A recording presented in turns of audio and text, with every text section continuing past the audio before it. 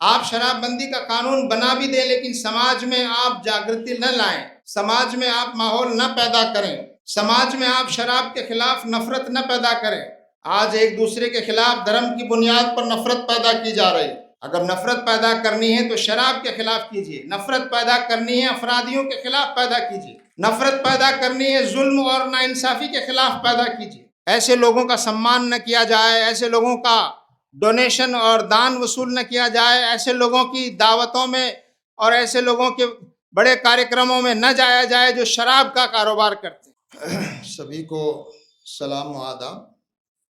बिस्मिल्लाहिर्रहमानिर्रहीम। अत्यंत दयावान और कृपाशील ईश्वर के नाम से जो हम सब का, इस सारी सृष्टि का अकेला सृष्टा और पैदा करने वाला है, उस ईश्वर के नाम से जो सर्वव्यापी और सर्वज्ञानी और सर्वशक्तिमान है, जो हमसे बहुत निकट है, हमारी बातें सुनता है, हमारी बातों का जवाब देता है, यहाँ तक कि वो हमारे जहन में, हमारे दिल में, मन और मस्तिष्क में जो कुछ चल रहा है उससे भी अच्छी तरह परिचित है। उसी ईश्वर की तरफ एक दिन हम सबको पलटना है। अपने पूरे जीवन का एक एक पल का, एक एक कर्म का और जो कुछ ईश्वर ने हमको दिया है उसका हिसाब देना है। ईश्वर की शांति और विशेष कृपा उन तमाम ईश दूतों पर, तमाम संदेष्टाओं पर, नबियों और पैगंबरों पर जो समय समय पर ईश्वर की ओर से, अल्लाह की ओर से मार्गदर्शन और हिदायत लेकर इंसानों की तरफ आते रहे। आज के इस सर्वधर्म सम्मेलन के आयोजन के लिए मैं धार्मिक जन मोर्चा और इस्लामिक इंफॉर्मेशन सेंटर और उनके पदाधिकारियों को बहुत मुबारकबाद और बधाई देना चाहता हूं कि एक बहुत ही ज्वलंत मुद्दे पर और एक ऐसी समस्या पर आपने ये विचार गोष्ठी और सिंपोजियम रखा है जिसका हम सब सामना कर रहे हैं।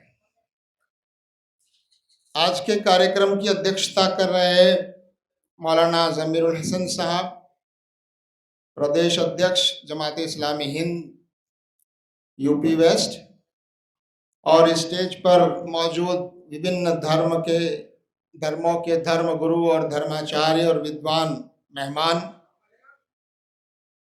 और यहाँ इस सभा में बैठे मेरे बहुत ही आदरणीय सम्मानीय बुजुर्गों, नौजवान दोस्तों, मेरी मोहतरम बहनों और बेटियों। अभी हमने अलग अलग धर्म गुरुओं की ज़बानी इस विशेष समस्या पर जिससे हम इस वक्त जूझ रहे हैं उस पर हमने विचार सुने। धर्म की रोशनी में, धर्म की शिक्षाओं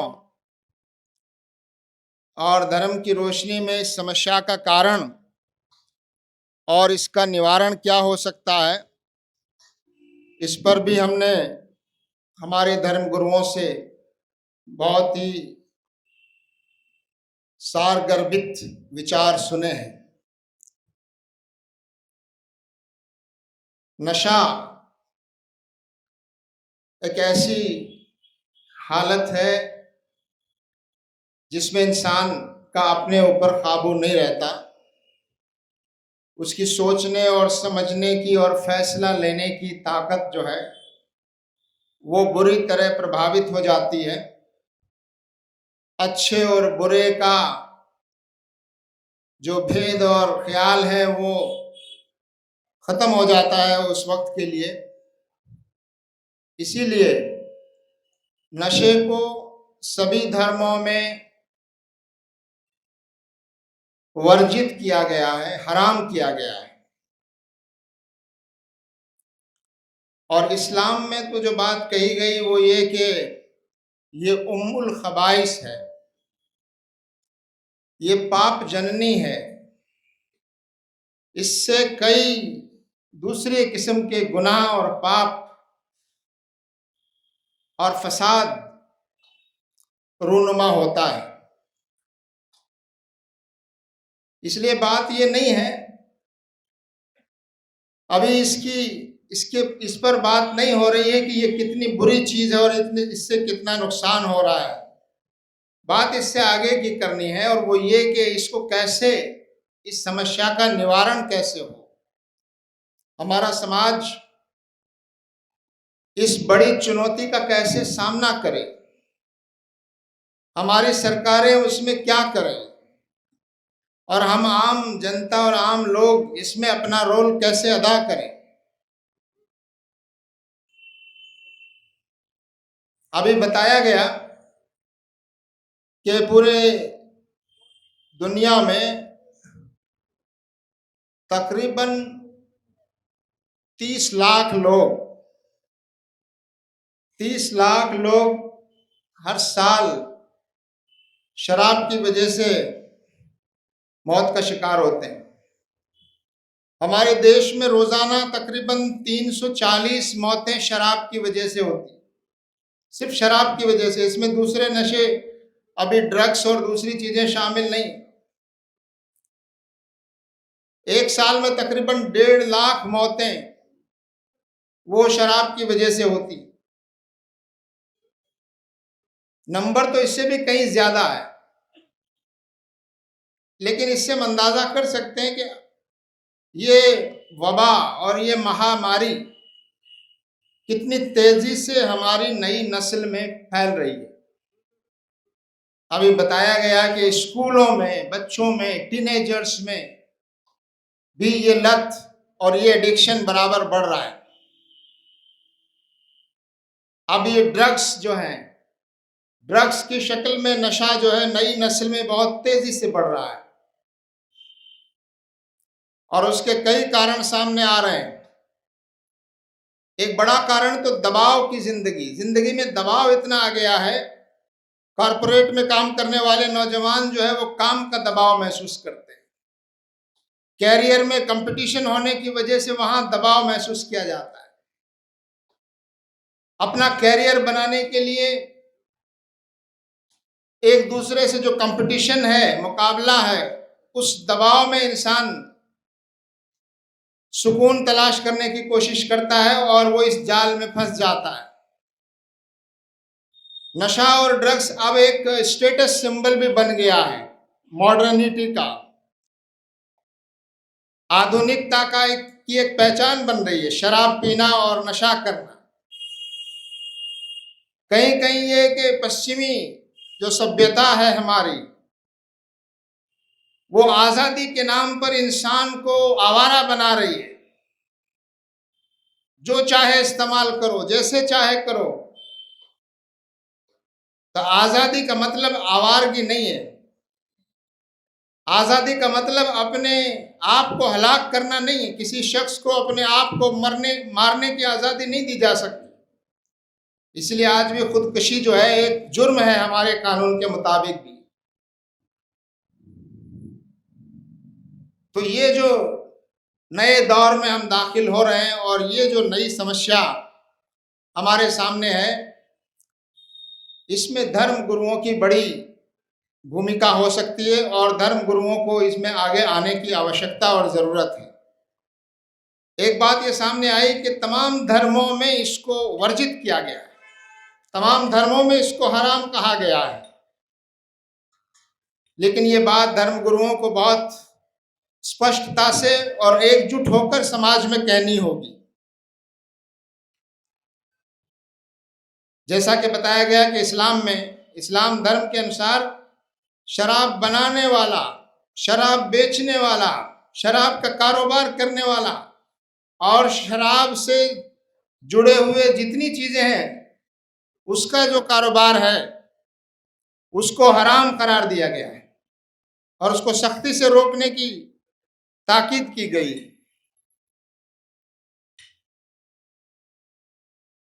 आज हम देख रहे हैं कि नशे की वजह से समाज में एक अलग प्रकार की प्रवृत्तियां, जिससे बिगाड़ पैदा हो रहा है, यहाँ तक कि महिलाओं में भी, हमारी नौजवान लड़कियों और महिलाओं में भी नशा करने की आदत, जो मैंने कारण अभी बताए हैं, उनमें से कुछ कारण उसका सबब बन रहे हैं कि महिलाएं और ख़वातीन भी उसकी तरफ बढ़ती जा रही हैं। तो आज ये हमारे सामने एक बड़ी चुनौती है। हमारे संविधान में डायरेक्टिव प्रिंसिपल्स जो लिखे गए हैं,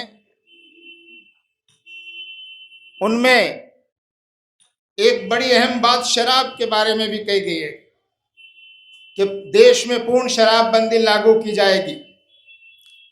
आज डायरेक्टिव प्रिंसिपल्स में हम दूसरी कई चीज़ों का जिक्र करते हैं जो हमको सूट करती है या जिससे समाज में नफरत पैदा होती है। ऐसे विषयों को सरकारें और पार्टियां उठाती हैं, लेकिन उसी डायरेक्टिव प्रिंसिपल में लिखा है कि देश में पूर्ण शराबबंदी लागू करने की कोशिश की जाएगी। लेकिन हम देख रहे हैं पूर्ण शराबबंदी लागू करने की बात तो दूर की है, खुद सरकारें शराब के मातहत हो गई हैं। खुद सरकारें शराब के पैसे से अपनी पार्टियां और सरकारें चलाने की कोशिश करती हैं। सरकारों से जब कहा जाता है कि आप ये शराब माफिया और शराब की आमदनी को बंद करें, तो सरकार के जो मुखिया लोग हैं उनका जवाब होता है कि इससे बहुत ज़्यादा रेवेन्यू हमको मिलता है। ज़रा आप गौर कीजिए, जब सरकारें इस तरह सोचेंगी, पार्टियां इस तरह सोचेंगी कि सरकार शराब के पैसे के बगैर आप देश नहीं चला सकते, तो हम कैसा समाज और कैसा देश बनाना चाहते हैं, ये बात हमारे सामने रहनी चाहिए। अभी भी हम देख रहे हैं हमारे देश की राजनीति पर शराब का कितना असर है। शराब माफियों का पैसा पार्टियों को मिलता है। पार्टियां वोट लेने के लिए शराब बांटती हैं। शराब माफिया सरकारों को डायरेक्शन देते हैं और सरकार की पॉलिसियां उनकी मर्जी के मुताबिक बनती हैं। आखिर हम कहां ले जा रहे हैं इस देश को और इस समाज को? तो इसलिए इस बात की जरूरत और आवश्यकता है कि हम सबको मिलकर इस चुनौती का सामना करना चाहिए और पार्टियों और सरकारों को भी मजबूर करने की जरूरत है। और हमारे धर्मगुरु इसमें अपना अहम रोल अदा कर सकते हैं। जैसा कि हमारे बुद्ध धर्म के धर्माचार्य ने इशारा किया कि जब आम लोगों को फैसला करने का वक्त आए तो उस वक्त ये देखें कि कौन लोग हैं जो इस तरह के गलत रास्ते पर देश को, समाज को ले जाना चाहते हैं। ऐसे लोगों को कभी आगे न बढ़ाया जाए, न बढ़ने दिया जाए। और धर्मगुरु खास तौर से समाज में इस जागृति को लाने की कोशिश करें। और हमारा ये मानना है कि कानून बहुत जरूरी है, कानून की जरूरत भी है, लेकिन सिर्फ कानून से समस्या का समाधान नहीं हो सकता। सिर्फ कानून बनाने से समस्या का हल नहीं हो सकता। आप शराबबंदी का कानून बना भी दें, लेकिन समाज में आप जागृति न लाएं, समाज में आप माहौल न पैदा करें, समाज में आप शराब के खिलाफ नफरत न पैदा करें। आज एक दूसरे के खिलाफ धर्म की बुनियाद पर नफरत पैदा की जा रही है। अगर नफरत पैदा करनी है तो शराब के खिलाफ कीजिए, नफरत पैदा करनी है अपराधियों के खिलाफ पैदा कीजिए, नफरत पैदा करनी है जुल्म और नाइंसाफी के खिलाफ पैदा कीजिए।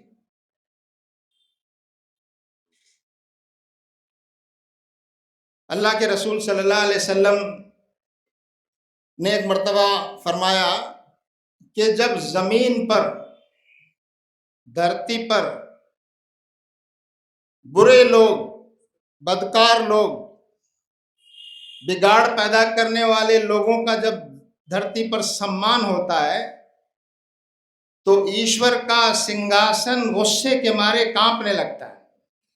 जरा गौर कीजिए, जब धरती पर बुरे लोगों का सम्मान होता है तो अल्लाह ताला का अर्श कांपने लगता है गुस्से की वजह से। और आज हम क्या कर रहे हैं? हमारे समाज में किसको हम सम्मान दे रहे हैं? अगर कोई इलेक्शन में चुनकर आ गया और शराब का माफिया भी है, बड़ा अपराधी भी है, तो भी हम उसका सम्मान करेंगे। समाज में इस धारणा को बदलना चाहिए। समाज में ऐसे लोग जिनकी समाज में अच्छी छवि नहीं है, उनको समाज में सम्मान नहीं मिलना चाहिए। जो शराब बेचते हों, शराब का कारोबार करते हों, हमारी संस्थाओं को और धर्मगुरुओं को चाहिए कि उनका कोई दान और उनका कोई डोनेशन कबूल ना करें। हम सब लोगों को, हमारे धर्मगुरुओं को चाहिए कि अगर किसी शराब का काम करने वाले और शराब को बढ़ावा देने वाले के घर में कोई बड़ा फंक्शन हो तो वहां न जाएं, उसके यहाँ खाना न खाएं। जब तक आप इस तरह की चीजें नहीं करेंगे तब तक समाज में शराब और नशे के खिलाफ वो ज़हन पैदा नहीं होगा, वो जागृति नहीं आएगी। और धर्मगुरुओं को तो इस बात की तरफ भी लोगों को उभारना चाहिए कि ये पाप है। एक है अपराध, अपराध की सजा तो कानून दे सकता है, लेकिन पाप जो है, गुनाह जो है, उसकी सजा अल्लाह के यहाँ, ईश्वर के यहाँ मिलेगी। उससे आप बच नहीं सकते। शराब को पाप जननी कहा है इस्लाम में।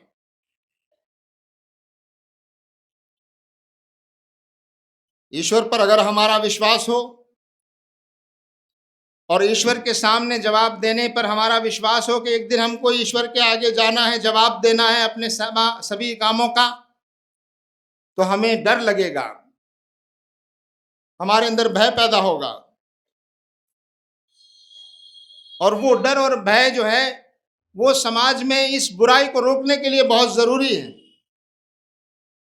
हमारे धर्म गुरुओं की ये विशेष रूप से जिम्मेदारी है कि हम समाज में एक जागृति पैदा करें। हमारी बहनें और बेटियां भी यहाँ बैठी हैं। हालांकि यहाँ जितने लोग बैठे हैं, मुझे पूरा विश्वास है कि ये सब शराब से नफरत करने वाले और शराब को रोकने का प्रण रखने वाले लोग हैं। लेकिन ये संदेश वहां तक जाना चाहिए जहां बीमारी है, जहां खराबी है, वहां ये संदेश जाना चाहिए।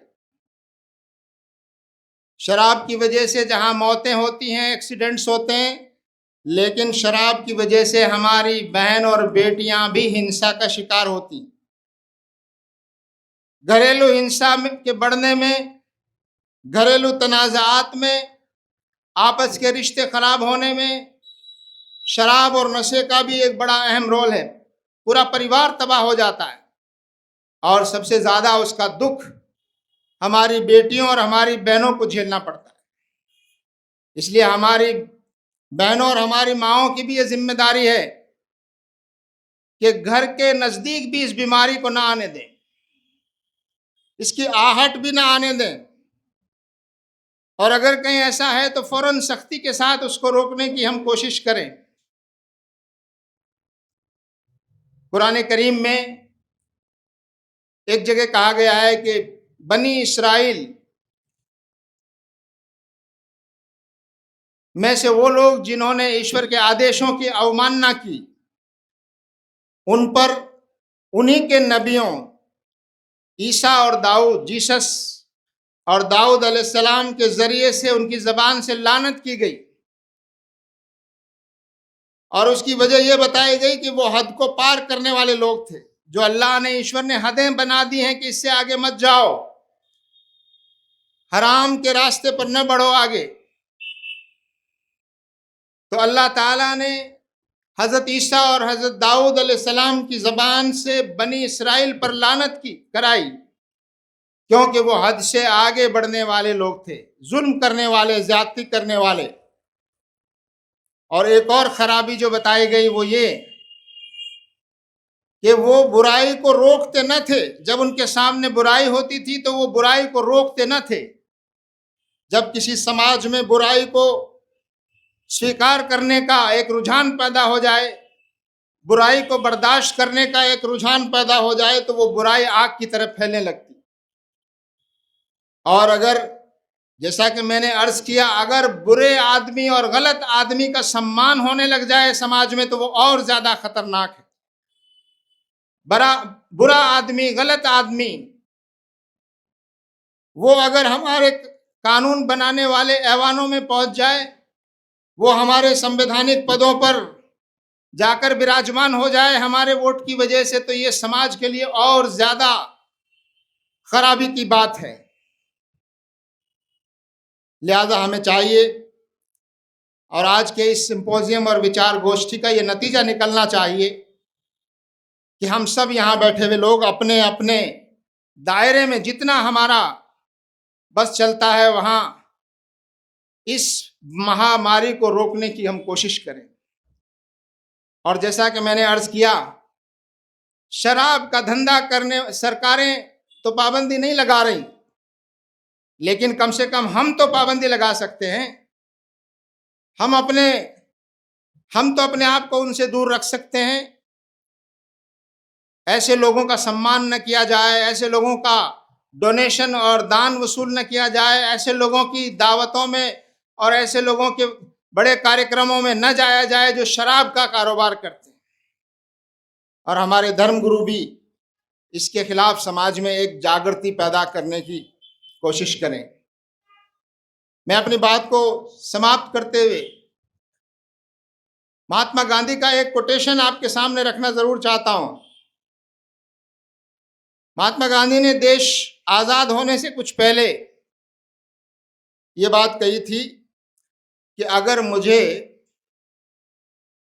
एक दिन के लिए भी देश की सत्ता मिले तो मैं सबसे पहला काम ये करूंगा कि जितने शराब के कारोबार हैं, शराब बनाने वाले जो ठिकाने हैं, उन सब को बगैर मुआवजा और बगैर शर्त के बंद कर दूंगा।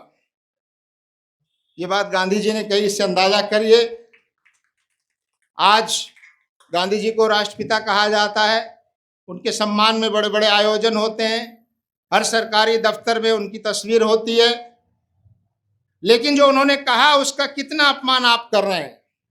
उन्होंने कहा कि मुझे एक दिन की सत्ता मिल जाए तो सबसे पहला काम ये होगा कि देश को शराब से मुक्त किया जाए, नशे से मुक्त किया जाए। ये कोई मुश्किल काम नहीं है। अगर जनता जागृत हो जाए और आवाम में ये एहसास पैदा हो जाए कि ये बुराई है जो हमारे समाज को खा रही है, ये बुराई है जो हमारे समाज में दूसरी और नैतिक बीमारियां ला रही है, हमारा समाज कमजोर हो रहा है, सड़ रहा है, गल रहा है, इसकी वजह से हम सबको इसके लिए चौकन्ना होना चाहिए। इस बात का इंतजार मत कीजिए कि आग हमारे घर तक आ जाए। आग आपके आस पड़ोस में, मोहल्ले में लगी है तो उसको बुझाने की कोशिश कीजिए। अगर उसको बुझाने की हम कोशिश नहीं करेंगे तो यह आग हमारे घर को भी अपने लपेटे में ले लेगी और उससे हम भी नहीं बच पाएंगे। मैं एक बार फिर आज के इस बहुत ही अच्छे आयोजन, जिसमें सभी धर्मगुरु यहाँ मौजूद हैं और एक ज्वलंत मुद्दे पर, एक बहुत अहम मुद्दे पर हमने यहाँ चर्चा रखी है कि हम कैसे समाज को नशे से मुक्त कराएं, और उसमें हम धर्मगुरु मिलकर और आप सब मिलकर हम क्या कर सकते हैं। मैं ईश्वर से कामना करता हूँ और ईश्वर से प्रार्थना करता हूँ कि वो हमें तौफीक अता फरमाए, प्रेरणा दे और हमें शक्ति दे कि हम और बुराइयों के साथ साथ इस बड़ी बुराई को से भी हम समाज को मुक्त कराने की अपनी जो कुछ कोशिशें और प्रयास हो सकते हैं वो करने में कोई कसर न रखें। मैं उसी ईश्वर की बड़ाई और प्रशंसा के साथ अपनी बात को समाप्त करता हूँ। व आखिरु दावाना अनिल हम्दुलिल्लाहि रब्बिल आलमीन। अस्सलामु अलैकुम व रहमतुल्लाहि व बरकातहू।